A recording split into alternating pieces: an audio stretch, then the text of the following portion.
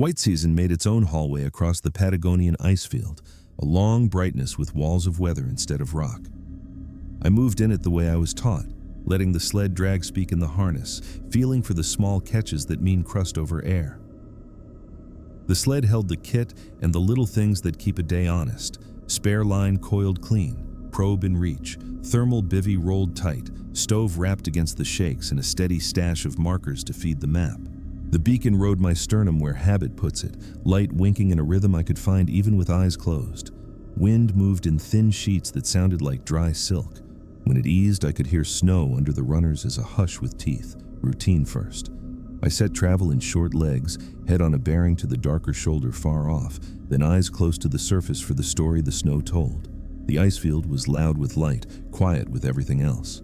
I kept a pace that let breath come calm, hands warm inside the mitts, and mind available for the small math of rescue, where a person could drift if pushed by a side wind, how a cornice out of sight might throw a false echo, how a voice carries when the sky is a lid.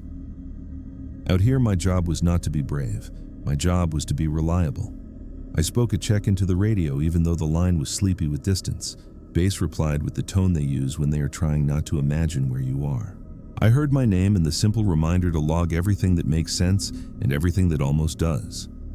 I replied with the route, the load, the weather at my height and a hand above it, then said I would switch to short bursts to keep the set warm. The horizon pulled a little closer, but never quick enough. I moved one body length at a time and pretended the world ended at my boots. On the first break, I built a small wall to give the stove a chance and ran the beacon self-test because I like the way a confirmed green puts a floor under the day. I unrolled the thermal bivy just enough to air the plastic smell and then tucked it back, tight and clean. Harness webbing got a finger walk end to end. I probed a few steps off the line and found solid tone, then a soft refusal farther out that told me to keep the corridor narrow. In the lee of my little wall, the snow smelled almost sweet in a way that belongs to no plant, the clean scent of air that has not touched ground for a long time. The sound motif I trusted was the light rattle of the probe ferrules when I slung it back. Everything answered as expected. That's how days get through. I moved again and the map tried a small trick. My plotted leg should have kissed a known ripple before the shoulder. A land wave, the old logs call the sleeping dog. The surface lifted instead in a broad, unconvincing shrug. I adjusted for drift and set another leg. The shrug repeated, a little to the right, as if the landscape were rehearsing the right place to be. I marked the doubt on the map and on the skin of snow with a small flag, and told myself that light can flatten things until they forget they have shape. While I talked sense to myself, the wind turned to a very slow push from somewhere high, and the corridor I was walking kept its sides, but its floor felt moved. The sled's drag went soft, then firm again, an ocean under ice. The second breadcrumb arrived with no ceremony. My voice came back to me from ahead, not quick like a normal throw, but with a softness that made it sound like a person considering what I had said. The word was just the tail of my name, the syllable people use when they need a hand. I stopped because the body knows before the mind does. Echoes on open snow are honest, or they are not. This one wore a coat of thought. I keyed the radio and asked base for a repeat on my last position. The set hissed, then delivered the same tale of my name, but not as a radio would give it. This one carried breath, as if spoken into the scarf. I told the air that I had heard it, and that I would log the time and continue cautious. Saying that made the fear sit upright and decide to help by making me careful. I went back to the list because lists are a rope. Probe to the right, shallow then firm. Probe to the left, hollow then a quick refusal. Harness fit, snug at the ribs, no twist. Beacon, blink steady. Sled, runners clean, line free of ice knots. I shifted the route to ride the firmer tone and bled speed when the snow showed a crust shot with tiny holes like vertebrae. The shoulder darkened, then lightened, like a thing that could never decide if it belonged to sky or ground. A raven crossed far off, black on white, and gave a call that the wind folded into a smaller sound. I like ravens because they tell the day you are not alone without making a deal out of it. The bird slid down the light and leveled to my height, then veered to where the map said a crevasse band lived under a day's travel. It might have been habit. It might have been nothing. It marked the third breadcrumb in my head anyway, because out here patterns arrive as neighbors and leave as cousins of something else. The surface hardened into a skin that made my poles tick. I probed more often, not for numbers but for story. Sometimes the shaft sank in a smooth, slow sigh that said snow on snow. Sometimes it met a polite firmness that told of bonded grains in a patient marriage. Once it clinked, a sharp note from something buried that had no right to be here. I cleared the hole with a glove and found a slice of blue ice like a broken plate. That meant wind had scraped and repainted this floor not long ago. I was walking through a gallery that changed the frames while you looked at them. I made camp for a quick boil and a look at the binding points on the harness. I hate short repairs on cold hands, so I overcheck before they are needed. A dull smear of cloud drew a curtain between earth and sun. The light went from clean to sour, and the snow stopped telling me the distance it held beneath. I listened to the world to let my eyes rest. Wind in the rime on the sled, a far, thin groan that might be age in the ice or might be weight moving in the wrong place. Then my name again. That tail without the start, from behind this time, as if the corridor had found a bend where there was no bend. I didn't turn fast. I turned like a person on a rope bridge, slowly, hands where they could work. Snow lay unmarked behind me except for my own trail and a fine drift that had begun to ride over the edges. The drift itself carried a shape as if it had been told to dress a second line. One step in from mine, tidy, almost respectful. I could blame the wind for that, and I did. But the wind rarely keeps respect as a habit. I marked the place, took a bearing from the ghost line to the shoulder, and wrote the feeling down in the little log where I keep the thoughts that cannot be reported without laughter. Base came clearer at that hour. I gave the rote and the oddities as if I were reading a recipe. Spatial drift on a known band, echoes with soft edges, a vocal fragment not tagged as radio, the change in light. The bass voice said to continue with caution and to trust instruments first, senses a close second, stories last. I agreed out loud because sometimes saying yes to good advice binds it to the bones. When I ended the call, a breath passed by my scarf, a little warmer than the air should be, with a smell like clean wool hung too long in a shut room. That went into the log as a note without conclusion. I chose to travel a little farther to anchor in older snow that had seen more winters. The load felt heavier as if the sled carried something I had not packed. I checked. Nothing new. It was simply the day asking a price. I paid with slower steps and more frequent probes. When I reached a shallow rise that had held its shape through the light games, I set my small camp again and built a low wall that faced the wrong direction on purpose, because not everything that comes for you comes on the wind. The stove whispered. Steam ghosted out of the pot and then bent toward the place where the ghost line had run.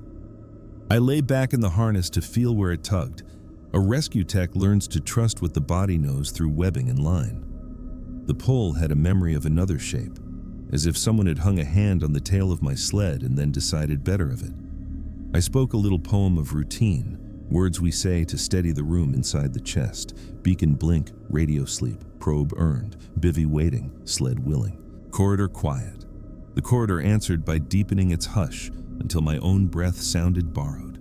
When the hush broke, it did so with that same tail of my name, not from any one direction, but from the corridor itself, as if the place had learned the easiest syllable to carry and wanted to try it on. I let the fear move through and do its work, which is to make the hands clean and the mind small and good. I set my markers close and made a short perimeter with a little humor at my own expense, because laughter keeps the ice from thinking it has you. Then I pulled the bivy over my legs just to feel the plastic confirm the boundary between me and the field. Outside, the raven made a shape against the dull sky and turned its head as if listening to something I could not hear. I thought of all the calls I had answered as a technician, human voices thrown strange by weather and speed, and I made a quiet promise to answer this one only with method. The corridor accepted that promise with a stillness that felt like attention. When I closed my eyes for a moment to rest them from the light, I heard the second voice again, softer and nearer, trying my name with the care of someone new to the language. I said I would hold this place until the light improved and that I would test the ground ahead when it did. The wind agreed by not disagreeing. The sled settled as if relieved to stop. I wrote the last note of the day so far. Second voice confirmed without source. Corridor feels narrower than sight says. Proceed on the firm line only. Then I waited, and the Icefield waited with me, as if we were both trying to hear the same thing. Morning came sideways, more a thinning of the lid than a lightening of the world. I woke to the stove's metal cooling with patient clicks and the sled line humming a little where the wind had plucked it in the night. I lay still inside the bivy and let the day draw itself before I moved. The beacon blink felt steady against the sternum, a calm pulse under layers. When I unzipped the shelter, the corridor waited with a blank face. Same walls of brightness, same quiet floor pretending innocence. The ghost line I had marked was half erased by drift but not gone. Its suggestion ran close to mine with the tidiness of a partner who avoids stepping on your heels. Routine stitched the first minutes, harness checks by touch, hands warm, probe joints locked, sled runners scraped clear of the thin ice rime, radio turned a fraction to wake the circuits without inviting a hungry battery. I logged a short note, wind low and non-committal, visibility fair in a wool sort of way, noise floor steady. Before I moved, I put my glove to the snow and felt for the brittle shimmer that means crust over void. The surface came back dull and trustworthy, the mind eased. I didn't call my name into the corridor. I called range words instead, the kind that carry clean and do not suggest distress. The air handled them without interest. Then, as I turned to clip the probe back on the sled, a reply arrived that had no interest in my vocabulary. It was the same tale, my name without its front, drawn out like someone practicing. It came from ahead, but also from the level of my mouth, not from ground or sky. I felt the small body flinch that wants to turn this into a story with teeth. I let it pass. Method next. I set a test. I placed 3 small markers on the snow, each the length of 2 boots apart, and walked them one at a time with the radio keyed dead. Then with the radio whispering, then with the beacon held in a hand low to the snow. On each pass, I spoke the same nonsense sentence in the same steady tone. My voice returned true sometimes, muffled sometimes, and once with a soft third presence braided in, as if a person had stood just outside the corner of my eye and tried to speak at the exact time I did. I logged that braid as a braid, nothing more. The sound motif of the day became 2 strands with a shadow between them. The map did not like where I had slept. It wanted me slightly left. The corridor wanted me slightly right. I split the difference and chose the firmer tone. The sled took the compromise with a polite tug that said it preferred the other choice. I told it we would revisit that preference at the next break. The Raven arrived late, darker than the sky could hold, and flew a slow tack across my line, turning ahead as if regarding a figure that walked at my knee. Birds do not lie about the existence of air, but they can be generous with their imagination about what shares it. The first breadcrumb of the morning lay a short distance from camp, a place where the surface sagged with no visible cause. I probed, felt the slow move of depth deferring, and stepped aside with care to test a second path. The sag followed, not in step, but in sympathy. I marked it with a narrow flag and drew a line around it like a halo. Steam from my breath bent toward the mark, a small comment from warmth to cold. Second breadcrumb came when the sled's shadow doubled for a moment, the way objects do when the sun sneaks through 2 thicknesses of cloud and argues with itself about which image to keep. The extra shadow stood beside the first, a notch closer to the ghost line than was comfortable. I let it pass without letting it go. Base spoke with more patience than most people have on good days. They wanted a status, a description of surface texture, a weather thought beyond the obvious, and any sign of long cracks outgassing through snow. I gave them the facts and held back the parts that felt like imagination dressed in field gear. Then I added, in the same flat tone, that I was logging repeated soft echo voice fragments not traceable to the radio. The line went very quiet in the way a room does when someone looks up from their desk. Base thanked me and said to maintain the corridor and bias toward older snow until the condition clarified. Orders are easy to respect when they match what the body wants. The corridor tightened, whether by wind or by thought I could not tell.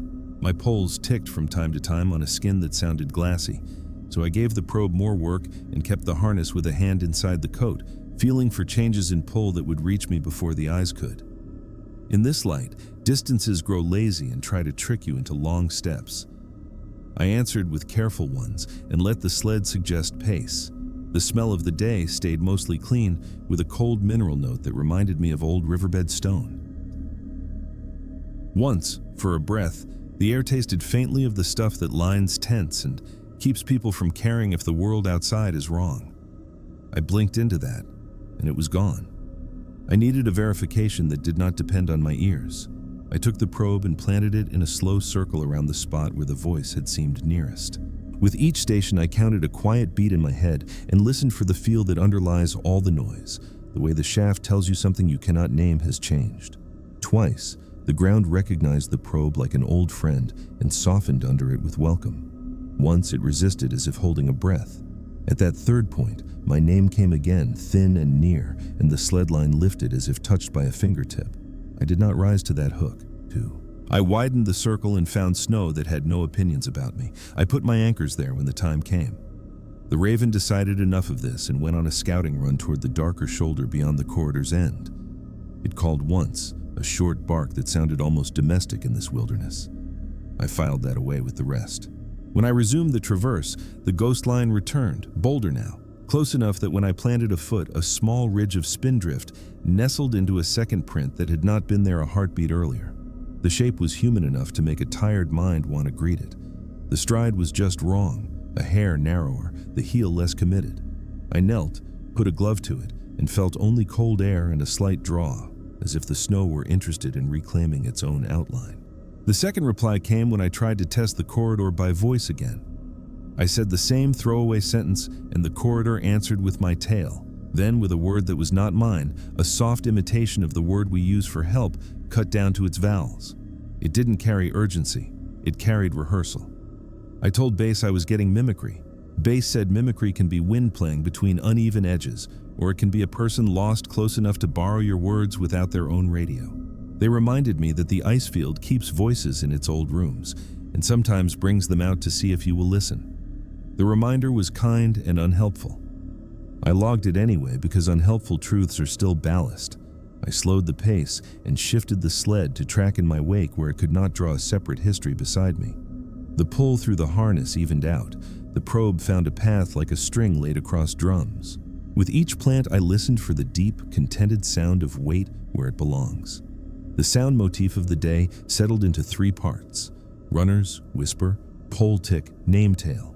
If I let one dominate the rest, nerves rose. If I kept them braided, thinking stayed clean. This is the kind of small discipline the field teaches, not courage, not insight, just maintenance of the room inside your head where decisions are made. Midday without sun is still midday, the body knows. I stopped in a shallow wind hollow and built another lazy wall, not to block wind, but to give the mind something to place its back against. The stove made a little cloud that leaned again toward the ghost line. I pretended not to notice and tuned the radio to listen only, just to gather the thin clutter of the band. In another region, a team reported wet snow over Old Blue, in a voice that made me miss people I had never met. I imagined that voice under this sky and it came back as my own again, the tail of my name curling at the end of it like a question. Before I could write that, the sled twitched with a movement like a person shifting weight to stand. I set a hand on the bar and told it we were not moving until the mind said so. I took off a glove and pressed a palm flat to the sled deck. The cold bit quick and honest. Under my hand, the deck held a small tremor, not constant, not random, more like breath. I stepped back and looked at my little world with new suspicion. I had packed the sled myself and cinched it so nothing could walk, crawl, or breathe within. And yet the deck whispered as if sharing a heartbeat with something that preferred the space behind you to the space in front of you. I wrote that down too, in plain words, and added a line that I knew I would have to defend later. If the corridor wants a conversation, it will get procedure, not belief. I set one last test before breaking camp. I keyed the radio and spoke my name in full, slow, and clear, then waited. The corridor tasted the syllables and returned only the tail, lengthened like a drift at the end of a fence. I said the word for help, the one we do not throw around lightly. The corridor gave me my name again instead, as if suggesting the order of things. Then, without my voice to seed it, something close and low breathed the first half of the help word I had refused to own. I didn't answer. I packed, killed the stove, and tightened every strap until the sled and I agreed on who was carrying who. When I moved out, I chose a route that would put me on older snow that had settled into its own faith. The corridor narrowed and then widened, sulking. The ghost line hung just off my right shoulder, a companion I would not acknowledge.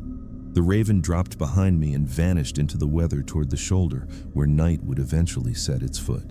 I spoke one last thing loud enough for the world to hear, traveling on firm tone only, expecting Crevasse band ahead, holding line until sense returns. The corridor kept its reply until later, which somehow made it louder. By the time the day bent toward its slower half, my markers had grown closer together and my pauses had stretched.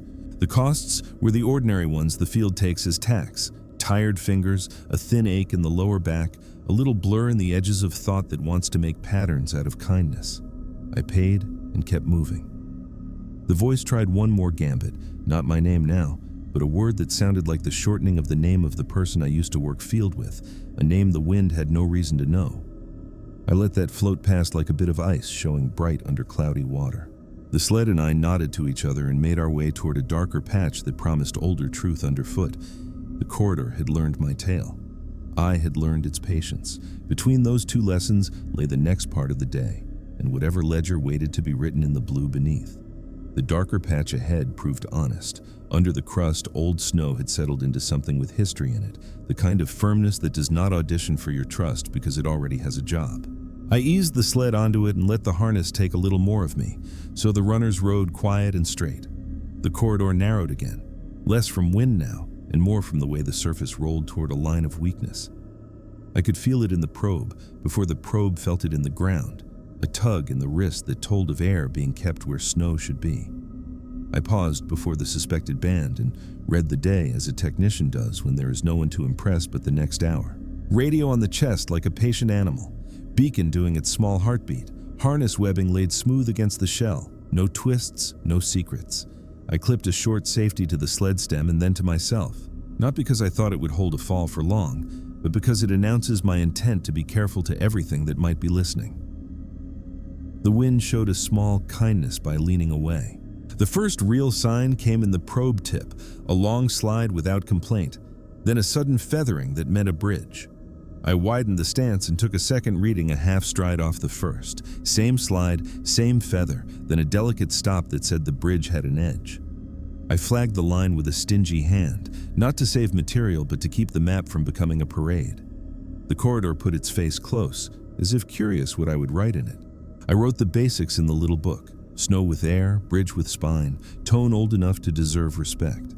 I set up the ledger the way an old mentor taught me, not numbers, not figures, but a line of plain words anyone could read when their own breath ran short. Westing soft, under snow air, bridge tight-grained, uncertain at margins.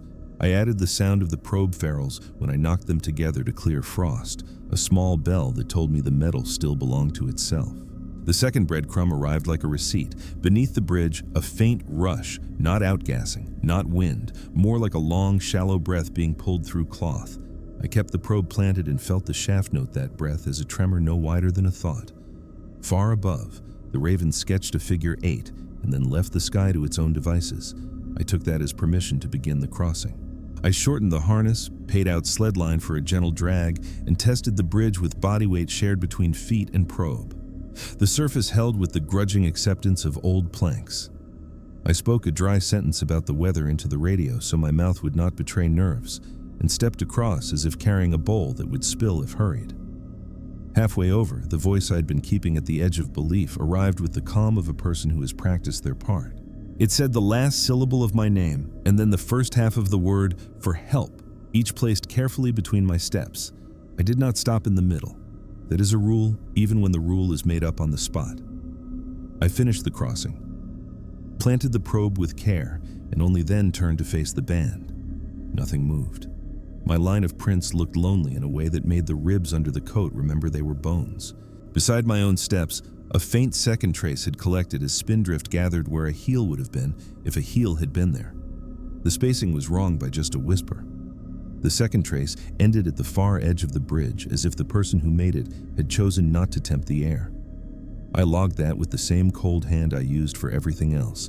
The crevasse line ran low and patient, more a mood than a scar.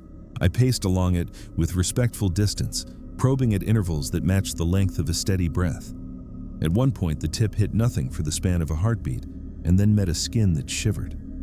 I stepped back and listened, not with ears, but with the part of the body that knows when a room has taken interest.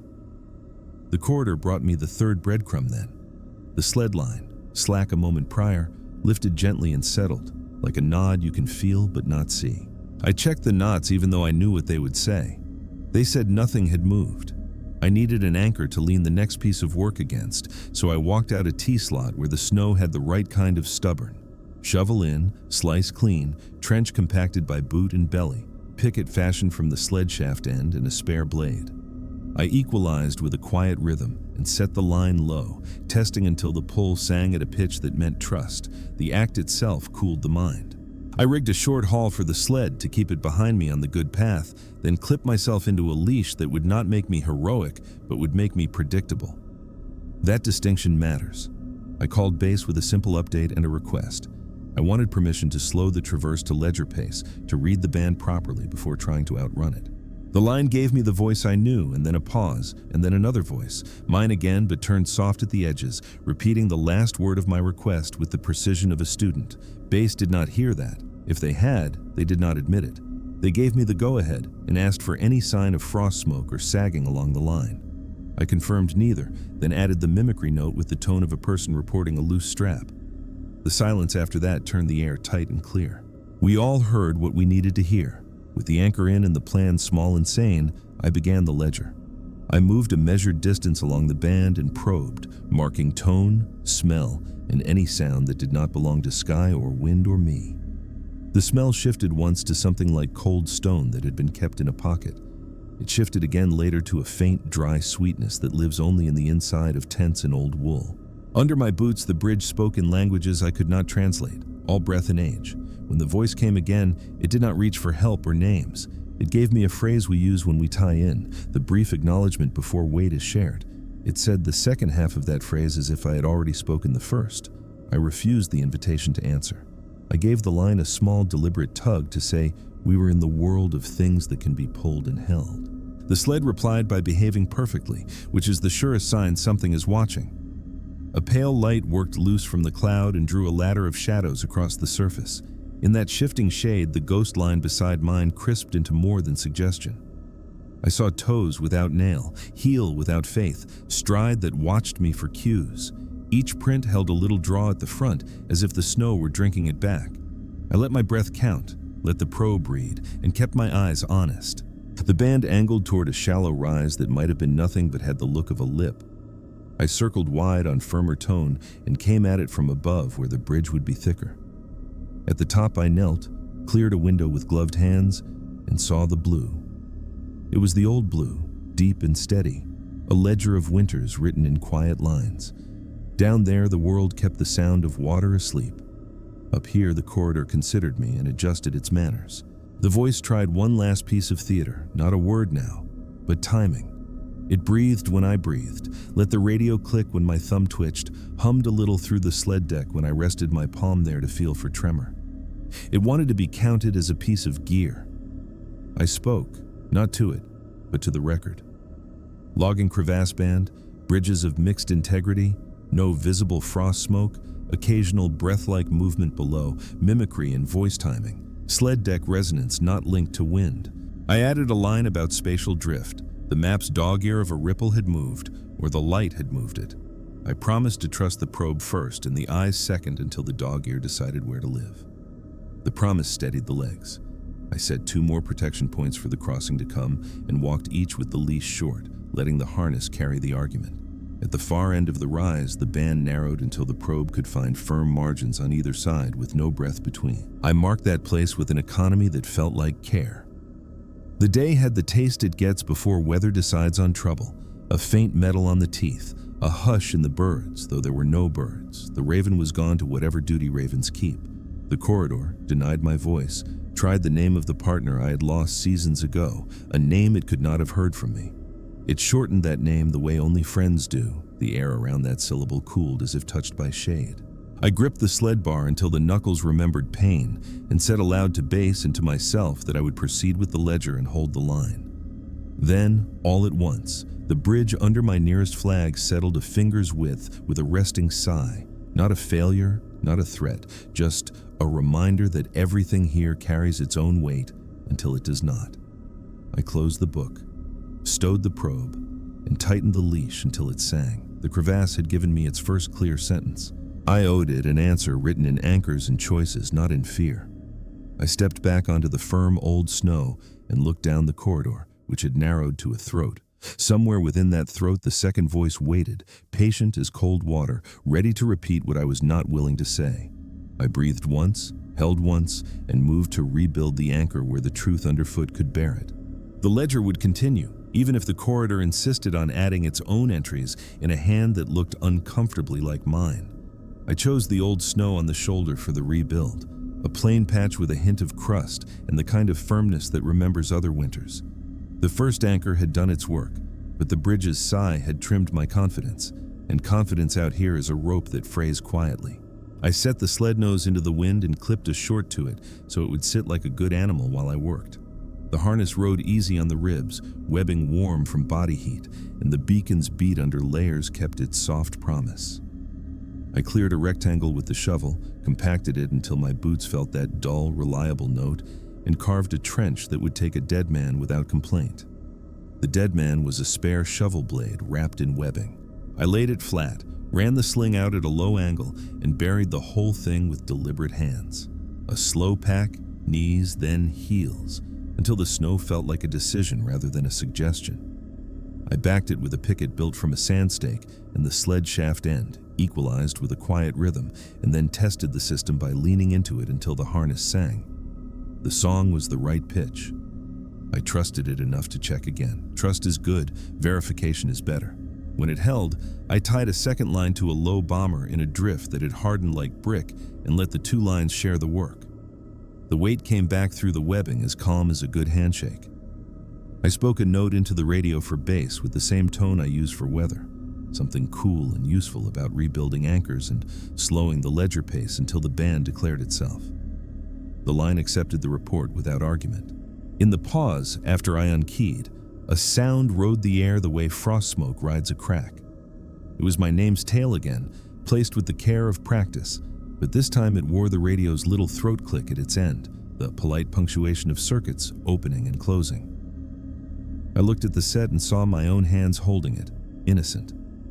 I made a neat entry in the book, mimicry now borrowing equipment manners. That was breadcrumb one for the hour. The band waited below like a long-held breath.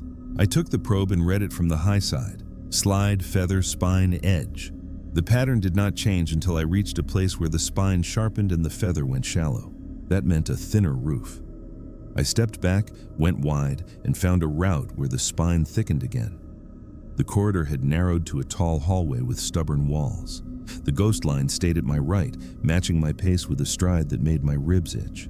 Wherever I planted a boot, a sift of spindrift softened into a twin trace beside it, half a pace behind, never quite touching. I told myself to leave that to the wind.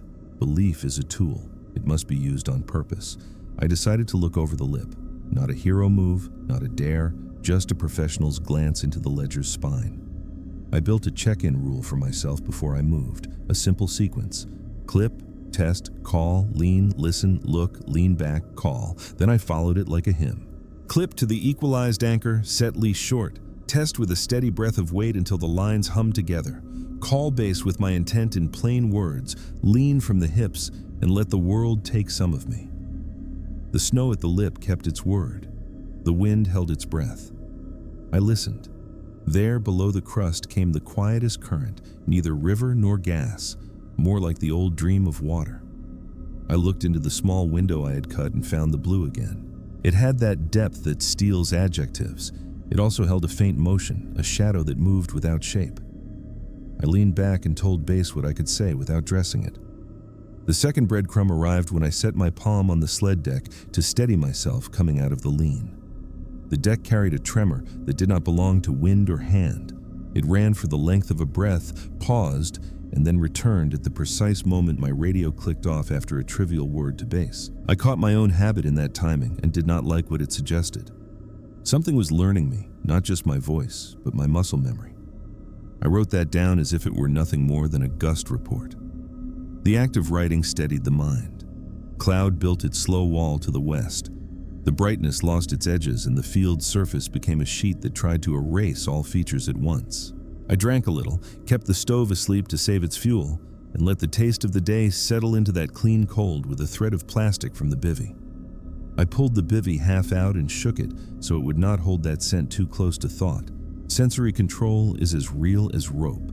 The harness's webbing felt a fraction stiffer than it should have at that temperature, a small, tactile oddity that meant nothing by itself and too much if added to everything else. I warmed it under the shell and it relaxed, which is a reminder that not all oddities are a message. The moral pressure came quiet. Base wanted speed in their voices without asking for it. A distant weather station had sent a note about a change in the air that meant new storm language by nightfall. The corridor wanted me slower, each step a negotiation, each probe a signed contract.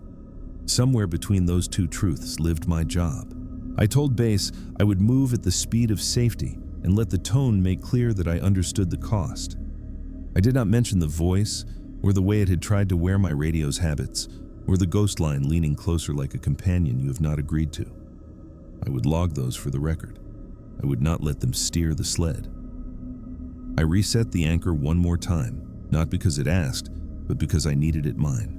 I deepened the trench, set a second deadman using a spare pan, and wove the equalization in a clean, simple triangle that any partner could read at a glance. The lines lay low and straight, no kinks, no hidden bite. I leaned as if a person's life were hanging from me. The system held with the kind of confidence that makes a field tech stingy with thanks. I paid that stinginess anyway. Nothing out here needs flattery. As I moved away from the anchor toward the continuation of the band, the corridor tried a new trick. The beacon at my chest blinked in its steady way, and then, between blinks, I felt a sympathetic pulse against my throat, a warmth like a breath, but timed to the hardware. It was not heat that would show on a camera. It was the hint of wool warmed in a closed room.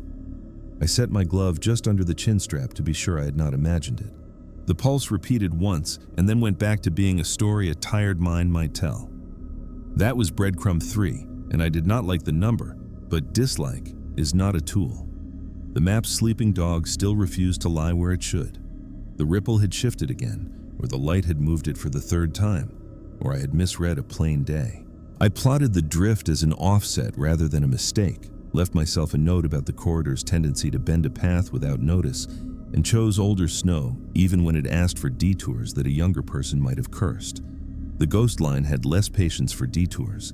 It straightened its notion of where we ought to be, then followed when I proved stubborn. Watching it out of the corner of my eye started to feel like acknowledging a thing that gets stronger when named. I kept my eyes honest and forward. The voice returned as I crossed a narrow, trustworthy bridge that had none of the fuss of its neighbors.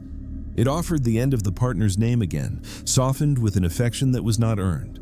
I used the radio then, not to answer the voice, but to anchor myself to the plain, dull world of call and reply. I gave Base a small weather thought about a sheen building on the surface and the way that sheen might hide hairline vents. Base gave me a string of acknowledgments and a request for any hint of frost smoke. I scanned and found none. When I unkeyed, the corridor mimed my breath one time, close to the right ear, and then stood polite and quiet, as if waiting to see if manners would be returned. By late day, the ledger had grown a few pages. The band had declared its main run and a couple of side arguments, all logged, all avoided, all obeyed. The anchor behind me sat confident. The next one ahead felt possible. Costs had collected the usual way, small fatigue that sharpens rather than dulls, a neat ache in the thighs, a mind that must be reminded to drink. I took care of those with the mechanical kindness a person reserves for tools they want to last. When I went to stow the probe, the ferrules chimed on each other in a small bell that sounded almost like a word. It would have been too easy to hear my name in that. I heard metal talking to metal and nothing more. Decision time came all the same. A shorter, riskier line angled over thinner roofs and would shave hours from the traverse. A longer, firmer line looped around and would bring me to a patch of known snow before dark deepened into the kind of night that makes thought echo. Base did not tell me which to choose. That was my cost to pay. I stood with a hand on the sled bar, feeling a faint residual tremor that might have been memory in the deck, and I spoke aloud as if briefing a second tech I trusted. We go long. We anchor again. We treat the voice as weather. We treat the ghost line as a shadow. We leave speed to people who are not standing here. The corridor seemed to disagree by narrowing into a throat so obvious even a poor map would have drawn it. I refused the invitation. I set the sled on the longer arc, keeping my flags close and my pauses honest. When I moved out, the second voice did not protest. It paced, tried my name in the manner of a person tired of practicing, and then fell silent. In the quiet, the only sound was the runner's whispering and the quick tick of poles on a surface that had decided to be glass for a while. That quiet was not kindness, it was attention. I rebuilt my patience the way I had rebuilt the anchor, with simple, load-bearing choices, set one after the other until the day agreed to hold me up. And when the light thinned to a color that has no name, I found the place for the next anchor, a small swell of stubborn snow with room for a trench and a promise. The ghost line stopped just beyond it and waited, as if curious whether I would teach it how to trust the same ground I did. I told the field and myself that I would show no one anything they could use against me. Then I set the shovel and began to dig, blade biting clean, breath steady, anchor blooming out of the snow like a quiet idea that intended to last. The day ran lean and blue, as if the sky had been scraped thin to make more snow. I finished the new anchor and stood in its small circle of authority, leash snug, harness humming at the ribs. The sled sat where I told it, nose to the soft push of wind, the line between us carrying an honest weight. I drew a breath and found the Icefield listening. It had listened all along, of course, but now the attention had corners. I spoke a simple report to base about the rebuild, the choice of the longer arc, and the condition of the band. In the relief that followed their acknowledgement, the second voice placed the tail of my name just past my left cheek, close enough that the skin there cooled. I let it pass like snow dust across a visor. Debt came due in the light. It goes that way out here. I could feel the afternoon shortening its stride. The corridor's walls pulled a little closer, not always in sight, but in how the probe answered. Slide shorter, feather quicker, spine shallower. The map's stubborn ripple teased me from a slightly different heading than it had held earlier, a drift of place that felt less like error and more like a decision made without me. I set markers tighter to keep the trail honest for my return, though I refused the thought that I would need them more than once. Return is a luxury, survival is work. I took stock without counting. Fuel for the stove still good. Melt water enough if the sky kept offering clean flakes to catch. Food at a level that would not make today's choices argue with tomorrow's. Hands steady inside the mitts but preferring work to waiting. The beacon kept its small, polite pulse against the sternum. I pressed a glove to it and felt my own heart find the rhythm and settle. When I looked up, the ghost line stood just within the field of vision. Not shy, not bold, the way a partner might wait to be asked for a task. I did not ask. The first breadcrumb came when I lifted the probe and heard a tone in the ferrules that did not belong to metal at this temperature. It rang a little warmer, as if the shaft had spent time in a pocket it had not visited. I checked my habits and found no guilt to claim. I wrote the odd note in the book, probe tone inconsistent with weather, no visible frost change. The act of writing made the world plainer for a moment. Then the sled deck whispered again under my palm with that borrowed breath, more certain than before, in tempo with the radio's little throat. The voice was learning not just my sound, but the punctuation marks around it. I moved. Choice is the antidote to dread.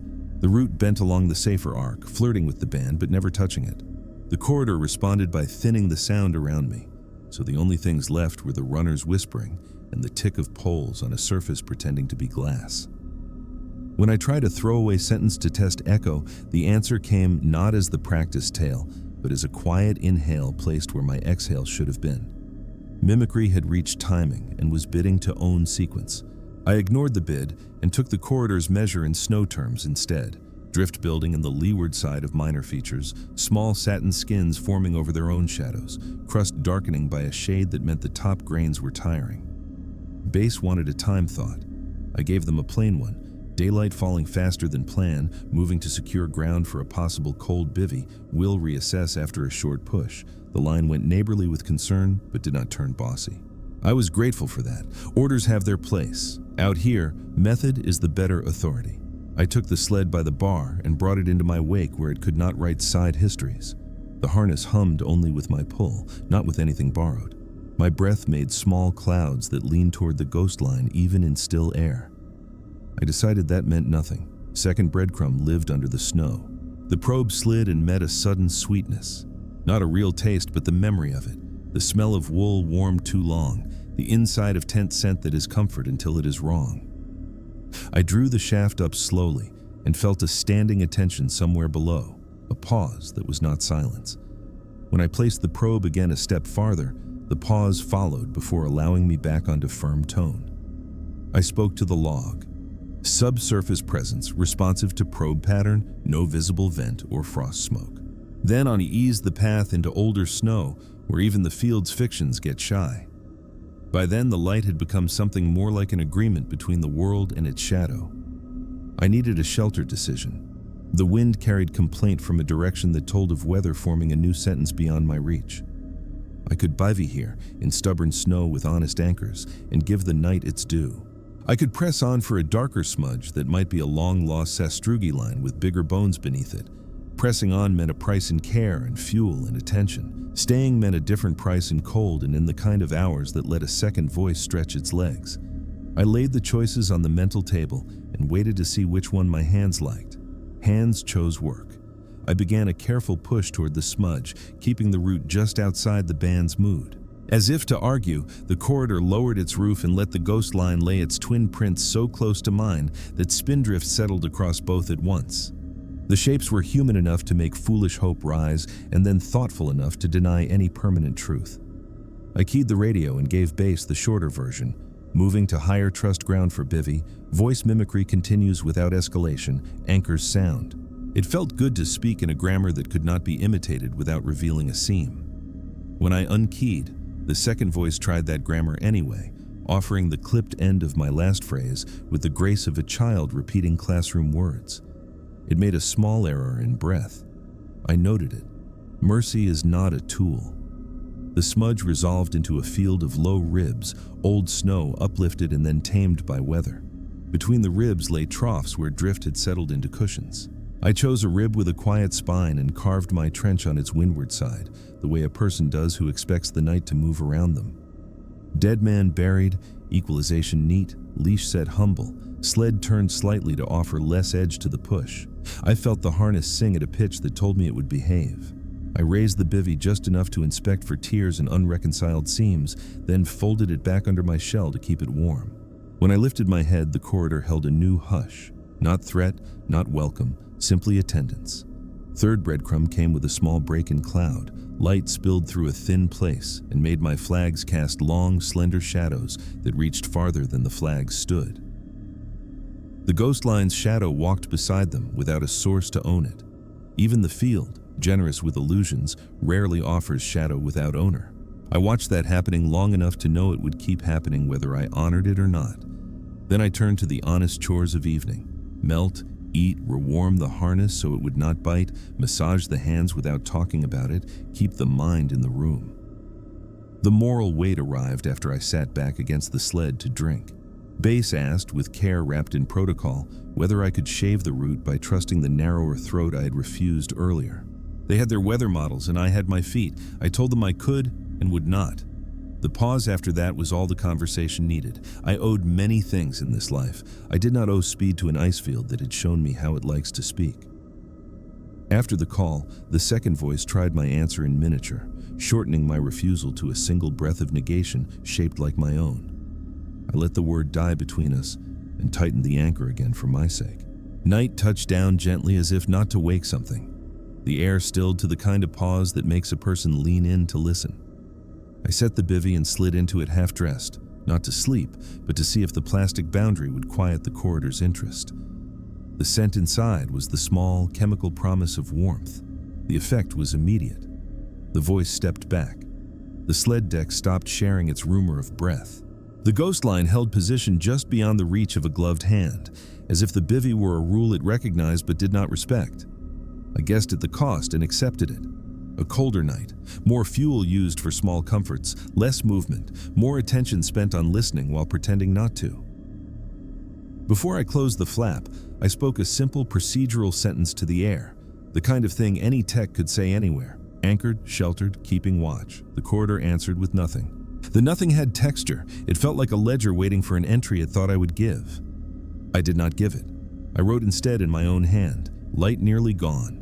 Anchors good, band logged with room for doubt, second voice persistent but not bold, mimicry now includes timing and throat, ghost line within a companion's reach, bivy acting as boundary. Then I set the radio to a low, comforting murmur and tucked it where it would warm without cooking its own scents. Outside, the ribs of snow made a figure a person could love without trusting. The field smelled clean with that thread of plastic again. My eyes found a darkness beyond the smudge that was not weather, not distance, not sky. It was absence with discipline. I took that as a final breadcrumb and let the bivy breathe in time with me until the world agreed we would keep each other awake in shifts. The debt to daylight had been called. I'd paid in detours and caution and fuel and pride. The corridor, for its part, had paid in patience. Between those accounts lay the next choice, do when the sky thought fit to grant it. Night never fully closed. It hovered like a hand held over a lamp. The bivy made a small world that smelled of clean plastic and patience. I kept the radio turned low and steady as a heartbeat, not for chatter but to give the mind a metronome. The sled's bar pressed against my shoulder through the fabric, a straight line I could measure the dark against. When the wind swung and the wall of ribs gathered a faint hiss, I eased the flap and tasted the air, cold enough to keep sound sharp. Snow settled in flower-like size. The ghost line waited just beyond the shelter's polite radius, the way a partner stands off when you're busy with gloves and knots. I spoke a quiet check to base, nothing lyrical, only the words that keep rooms honest. Anchored, bivy established, visibility low, proceeding at first gray. The line answered with the simple relief of people who have spent hours pretending not to watch a clock.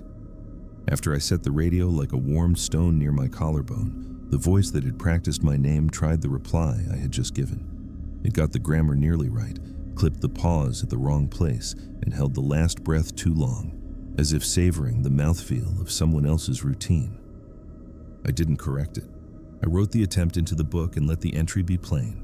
Mimicry now repeating full shapes of speech, timing off at the hinge. Sleep did not come as the thing people mean. It arrived like a series of courteous loans paid back with interest in small startles. The field knows how to give you just enough.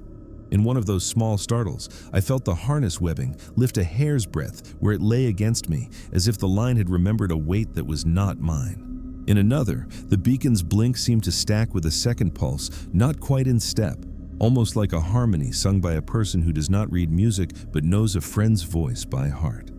The bivy held both notes outside, which is a kind of mercy. I let the mercy be enough. Gray arrived as promised. The ribs came back as low animals sleeping with their backs to the wind. I cracked ice from the stove and fed a little flame into a cup that held more mood than water. Fuel is its own math. I didn't show my work.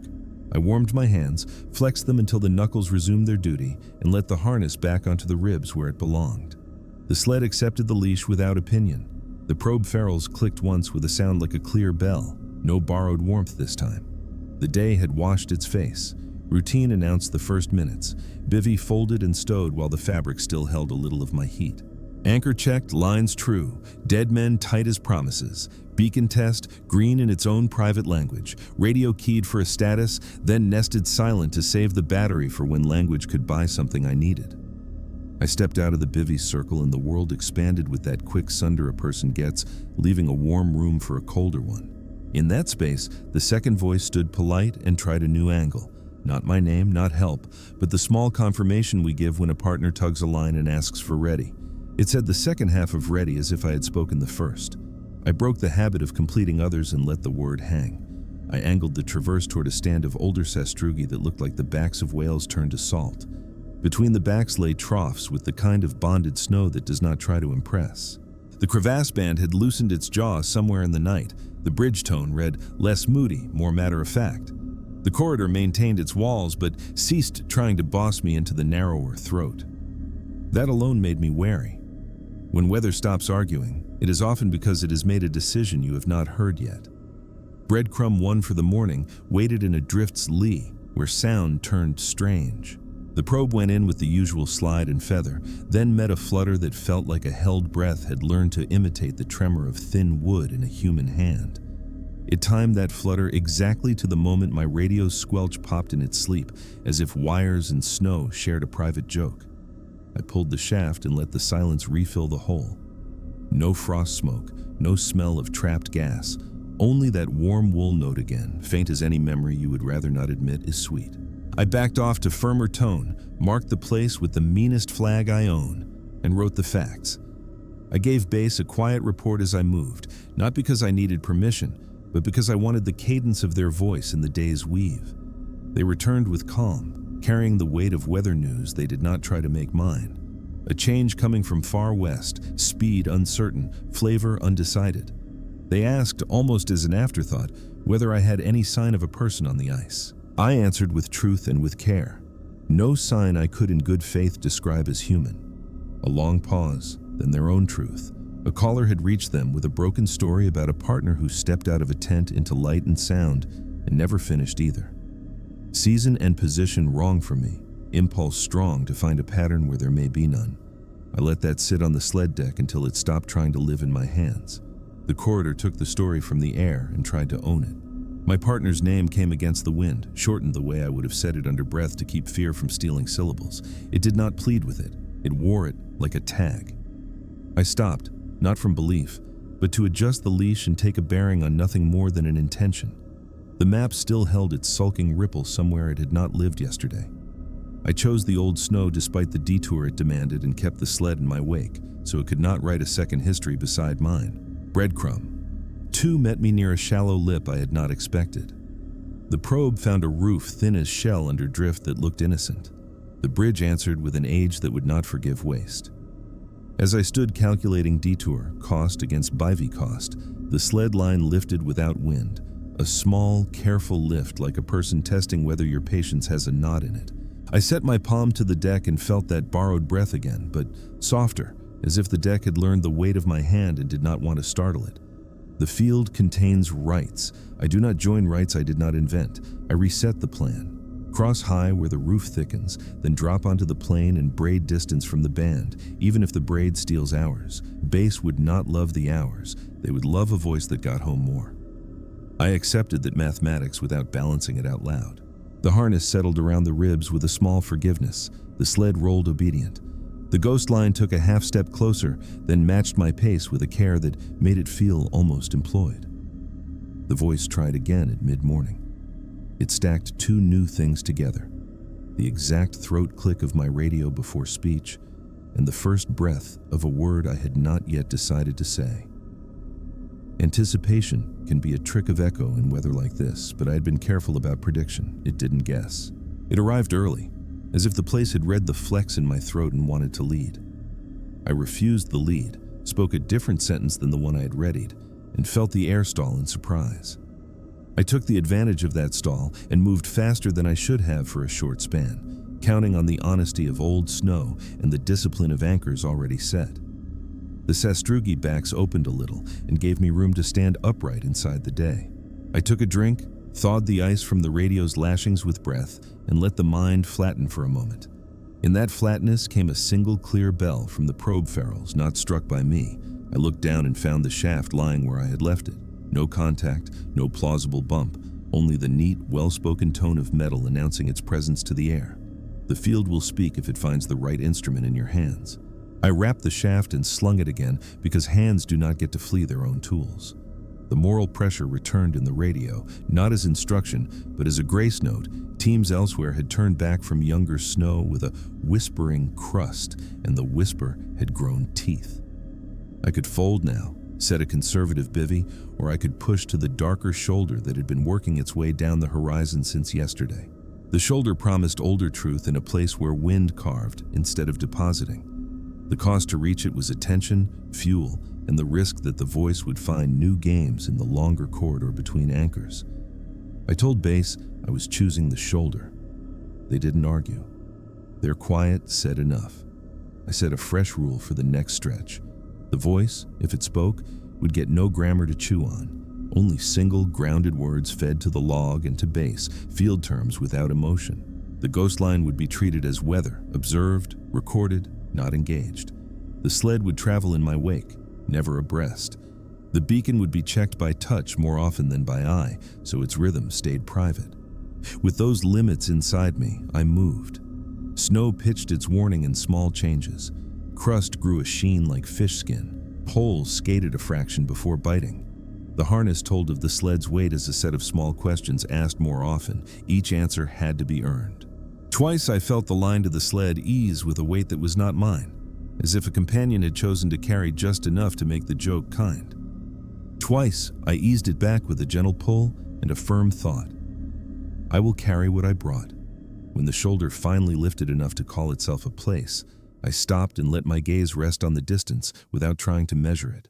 The ridge beyond looked carved by a hand that understood the difference between strength and show. It offered a platform where anchors would bite and sightlines would remain honest even if the sky decided to ride over them. I built the last anchor of the day there, careful and slow, as if someone were watching and would mark any flourish as vanity.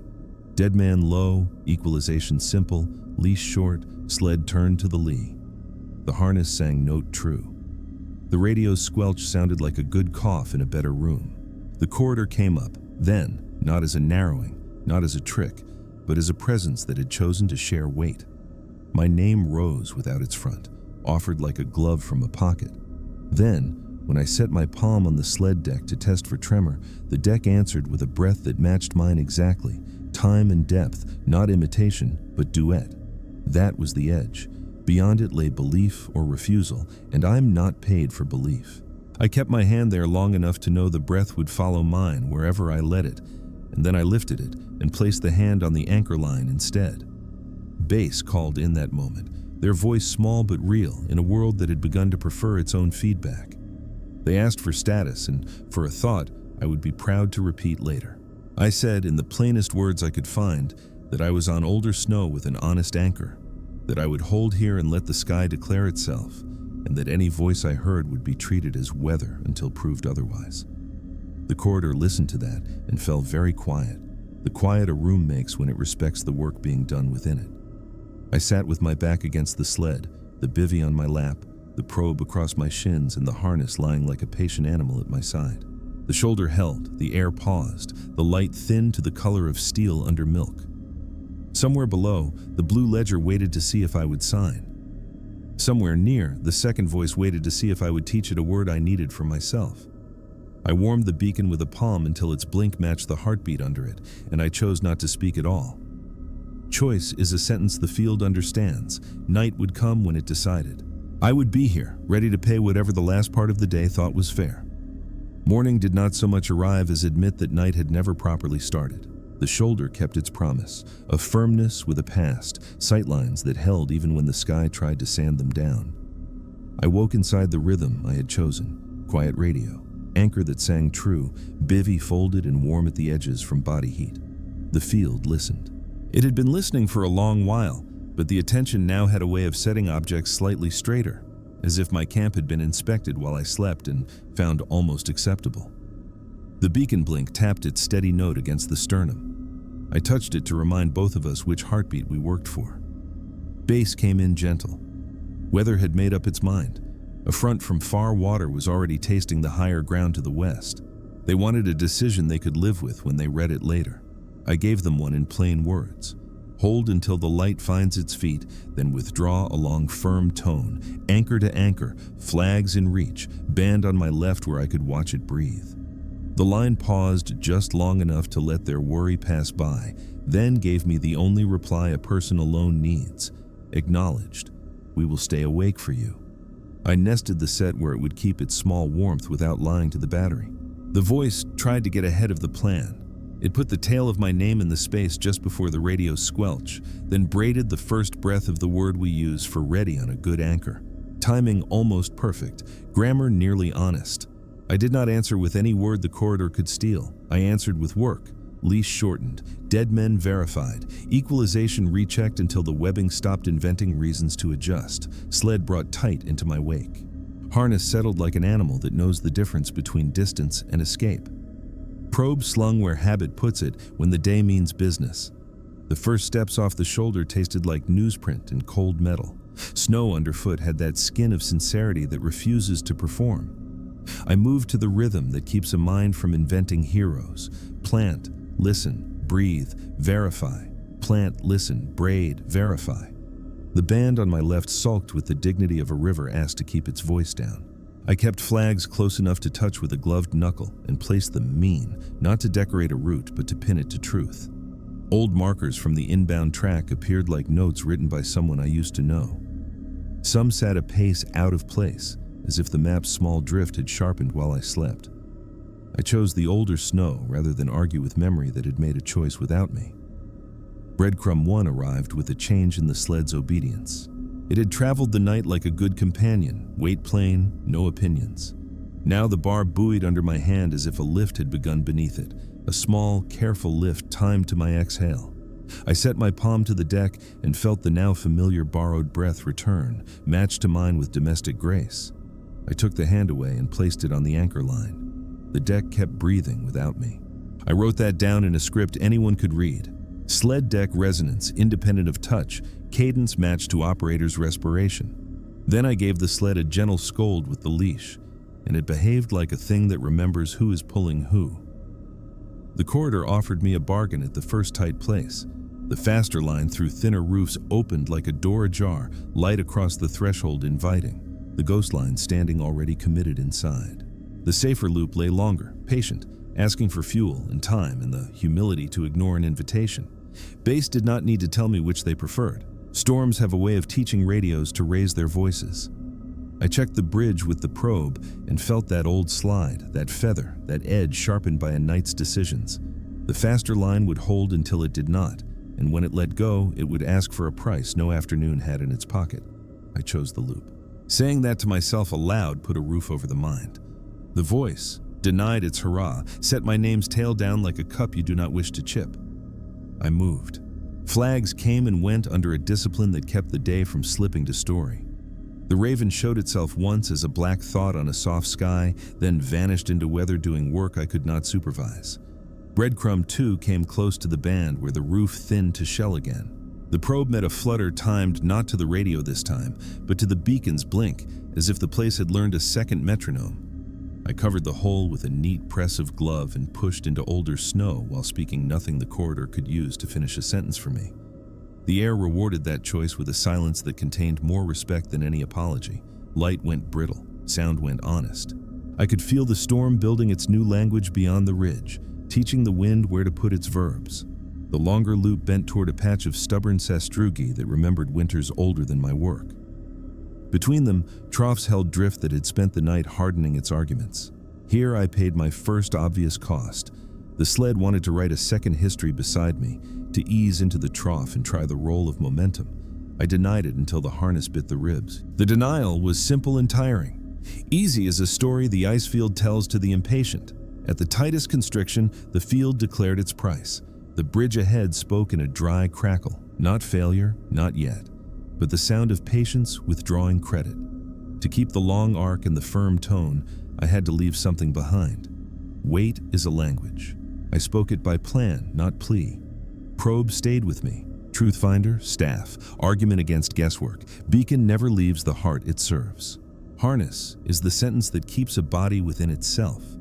The sled, though, had carried more than tasks. It had been a room and a straight line in the night, and now it would have to be a gift to the field. I stripped it down in neat handfuls: stove, fuel, bivy, repair kit, flags, a short length of spare webbing, a little bag of food honest enough to be called fuel too. What remained were niceties the storm would not respect. I buried them with the blade and wrote a note in snow a person could read even without my chalk. Not trash, not surrender, payment. The voice tried to take that from me. It approached, not as sound now, but as timing, sewn into motions. It had the small shoulder turn a person makes to offer a harness strap, the little throat click before a radio call, the sigh of a partner easing a sled under a line.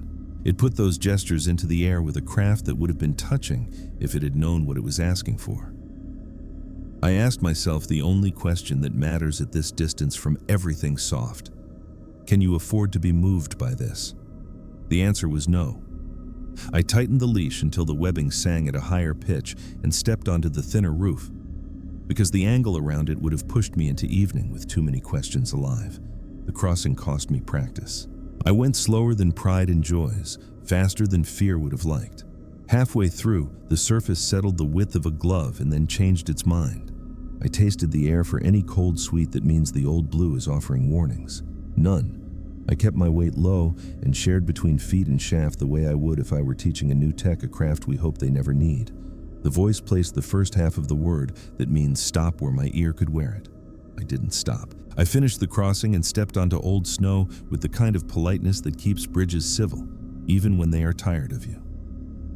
From there, the long arc became a hymn. Anchor to anchor, flags close, breath in service to the legs, not to worry. The storm walked toward me with steady feet. The front's first hand smoothed down the corridor and erased some of my outbound notes. I placed new ones in a grammar I could read regardless of weather. The ghost line matched me, stride for stride, until the Icefield tired of keeping both of us upright and chose the person speaking into a radio over the voice that had learned my pauses. At the second to last anchor, I felt the deck breathe once more, as if to say we had shared a decent run. I thanked it without moving my mouth. Bass's voice grew larger as the air thickened. They were not jubilant, they were attentive. That is the kind of celebration that keeps a person alive. I gave them the only poetry I own. Moving, anchors good, tone firm, paying on schedule.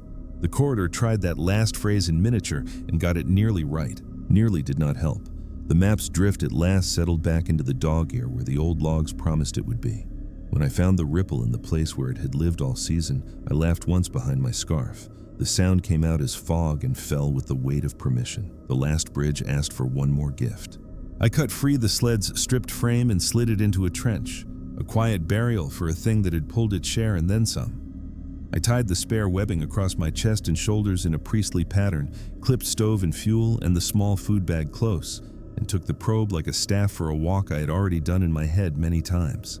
The crossing held, not because I earned it, but because the field, in a mood that cannot be named without ruining it, decided my debt had been paid to what it considered fair. When the shoulder behind me turned into a bruise of weather, the horizon ahead began at last to show edges that did not move when I blinked. A darker tooth of ground shouldered up from the white, the kind of protrusion that means rock has opinions of its own. It gave me a lee and a place for the last report of the day.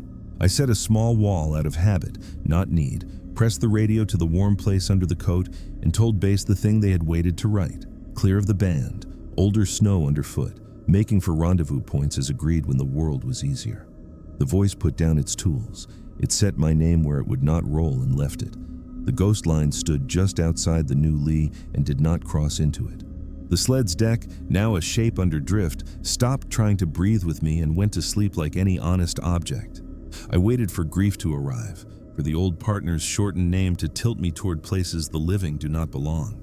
It didn't come. Cost had chosen different currency, fingers stiff in a way that will not forget. A line of flags left for someone else to find and think about. A map annotated with truths that will make the office look twice before they call them errors. A habit I will carry from now on. A hand set to the anchor line before any other comfort, even when the day is kind. When I stepped off the last of the troubled snow and onto a patch of crust that had known more winters than my career. The field stopped speaking in my voice. It returned to wind over ribs and the dry whisper of runners and the tick of poles on hard skin. The corridor widened until it became what it had always been, sky and weather and attention. I pulled the beacon close and let its blink find my heartbeat again, not the other way around. Bass said my name the way people do when they have been trying not to say it too often. I answered with the simple word that means I'm here and intend to stay that way. Behind me, buried tools and a quiet grave for a sled. Ahead, a long run over honest surface to a place where voices are people again. The Icefield kept the rest. That is the arrangement. I crossed it and came back with less than I carried and more than I can name. If I sleep, I will hear the tail of my name for a while in the soft click of circuits cooling, in the first breath before a call, in the hush that sits between questions. I will treat it as weather. I will pay my debts in anchors and choices and the red line home.